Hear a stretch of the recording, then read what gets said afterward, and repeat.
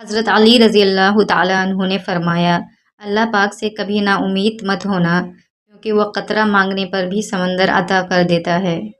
اگر کسی کے لیے آپ کا ہونا یا نہ ہونا برابر ہو جائے تو پھر آپ کا نہ ہونا ہی بہتر ہے۔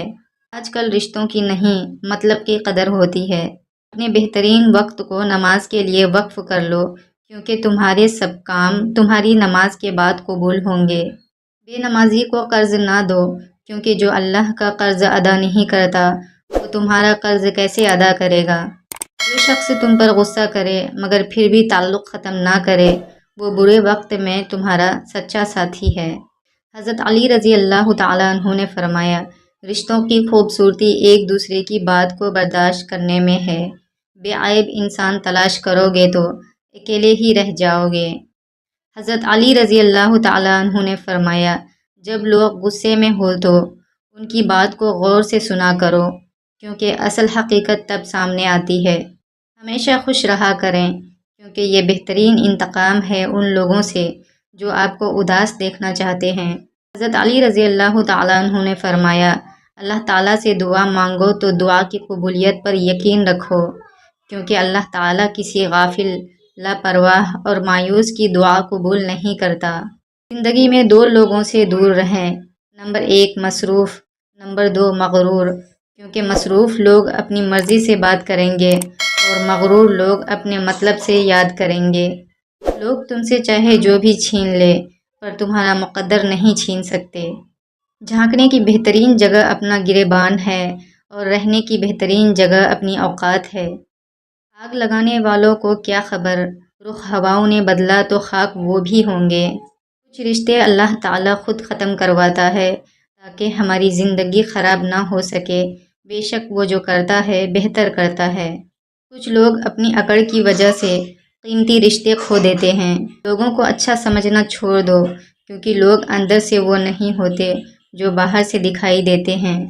جب لوگ راستے الگ کرنے کا فیصلہ کر لیتے ہیں تو سب سے پہلے وہ رابطے کم کر دیتے ہیں۔ حسد کرنے والے کے لیے یہی سزا کافی ہے کہ جب تم خوش ہوتے ہو تو وہ اداس ہو جاتا ہے۔ جو جتنا اچھا جھوٹ بولتا ہے دنیا اس کی ہوتی ہے، لیکن پھر اس کی آخرت نہیں ہوتی۔ رشتے اگر سچے ہوں تو انہیں سنبھالنا نہیں پڑتا، اور جن رشتوں کو سنبھالنا پڑے وہ کبھی سچے نہیں ہوتے۔ معاف تو بار بار کیا جا سکتا ہے، مگر بھروسہ صرف ایک بار۔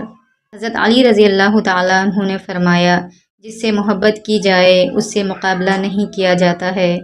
کسی کو پا لینا محبت نہیں، بلکہ کسی کے دل میں جگہ بنا لینا محبت ہے۔ دشمن بنانے کے لیے ضروری نہیں کہ آپ کسی سے لڑائی کریں، بس حق اور سچ بولیں۔ بے شمار دشمن آپ کو اپنے خاندان میں ہی مل جائیں گے۔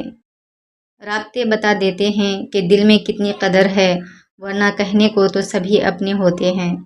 جو لوگ آپ کو اپنی اوقات دکھائے تو آپ کو یقین کر لینا چاہیے کہ وہی ان کی اوقات ہے۔ جب انسان اپنی غلطیوں کا وکیل اور دوسروں کی غلطیوں کا جج بن جائے تو پھر فیصلے نہیں ہوتے، فاصلے ہوتے ہیں۔ بعض دفعہ کچھ لوگ اپنے بولے ہوئے الفاظ کی وجہ سے ہمیشہ کے لیے دل سے اتر جاتے ہیں۔ حرام کی کمائی سے بلڈنگ بنا کر باہر ماشاء اللہ کی تختی لگا کر شیطان بھی سوچتا ہوگا، یہ حرامی تو مجھ سے بھی 2 قدم آگے نکلا۔ ضروری نہیں کہ کچھ غلط کرنے سے دکھ ملے، حد سے زیادہ اچھا ہونے کی بھی قیمت چکانی پڑتی ہے۔ بہت سوچ سمجھ کر اپنوں سے روٹھا کرو، منانے کا رواج ختم ہو گیا ہے۔ برباد کرنے میں بھی اکثر انہی کا ہاتھ ہوتا ہے، گلے لگا کر جو کہتے ہیں ہمیشہ خوش رہو۔ دکھ تب ہوتا ہے جب ہماری نیت صاف ہو اور اگلا ہم کو غلط سمجھے۔